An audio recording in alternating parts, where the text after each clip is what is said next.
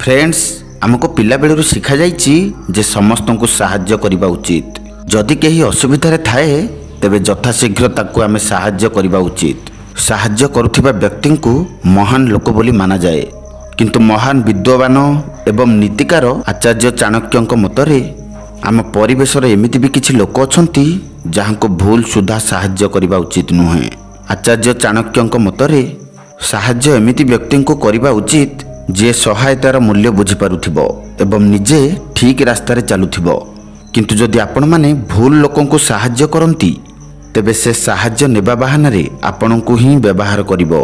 जेबे आपण एही भली कथा को विचार करिवे सेतेबेले आपण को बहुत कष्ट लागिवो।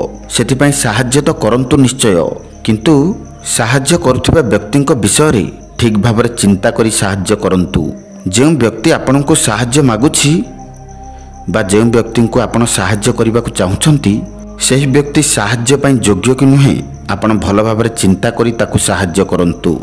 सेथिपई आचार्य चाणक्य एमिति तीन जनक विषय कहिसंती जहां को साहाय्य करबा उचित नुहे। तेबे चलंतु फ्रेंड्स आमे केउं भली व्यक्ति को साहाय्य करबा उचित नुहे सही व्यक्ति विषय रे जानिबा आपनको चैनल जीपी नॉलेज ओडिया रे।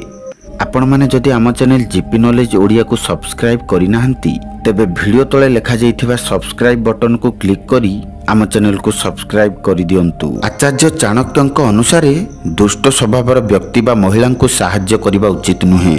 दुष्ट स्वभावर स्त्री से जेते असुविधा थिले मध्य आपण को साहाय्य करबा उचित नुहे।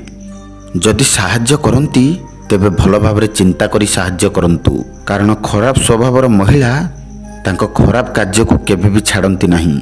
से साहाय्य मागिबा बहाना रे आपण को ही व्यवहार करि पारे। एही भली महिला सेते दिन पर्यंत आपण को साथ दबो जेते दिन पर्यंत आपण तांको साहाय्य करुथिबे। जदि कौनसी भल स्वभावर पुरुष एही भली दुष्ट स्वभावर महिला को साहाय्य करे तबे से निज पई गात खोलिला भली होई थाए। एहा व्यतीत सेही महिला पई आपण माने समाज रे अट्टहास्यर पात्र होई जानती।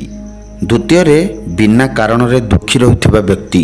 आचार्य चाणक्यंक मतरे एमिति भी किछि व्यक्ति अछंती तांको जीवन रे सब किछि ठीक चलुथिबा सर्ते भी से दुखी रहिबा अभ्यास रे परिणत होई जाए। एही भली लोकन को साहाय्य करी आपण निजे आपणक समय नष्ट करंती, कारण सदा बेले दुखी रहिथिबा व्यक्ति अन्य लोकन को सुख देखि जळंती। एही भली व्यक्ति निजे तो किछि करंती नाही, किंतु जदि किए उन्नति करे तेबे तांको उपरे एही भली व्यक्ति ईर्ष्या करंती। सेथिपई एही भली व्यक्ति को आपण साहाय्य न करी दूरे रहिबा उचित। तेबे फ्रेंड्स तृतीयटी हैला मूर्ख व्यक्ति। कारण आमे समस्त जानिछंती मूर्ख व्यक्ति को आमे केते बुझाइले मध्य से निजको निजे बहुत महान बोली माने। जदि एही भली व्यक्ति को साहाय्य करिवार इच्छा आपणक मनरे आणंती तेबे आपणक समय निश्चय नष्ट करिवे। कारण एही भली व्यक्ति को आपण सठिक वार्ता देले मध्य आपणक सठिक कथार किछि ना किछि कमी निश्चय बाहर करिवो आ आपणकू उल्टा सीधा तर्क देबाकू लागिवो। एही भली व्यक्ति ठारू आपण माने दूरे रहिबा उचित। आमे आशा करूछु आपणकू एही वीडियो भलो लागिथिबो। जदि भलो लागिछि तेबे लाइक करंतु एवं सांग मानक सहित शेयर करंतु। एमितिका इंटरेस्टिंग वीडियो देखिबा पई आम YouTube channel GP knowledge Odia को सब्सक्राइब करंतु। आज पाई एतिकी, पुणी देखा हेबा एक मजादार नुआ एपिसोड सहित। वीडियोटी को संपूर्ण देखिथिबारु आपण मानको बहुत बहुत धन्यवाद।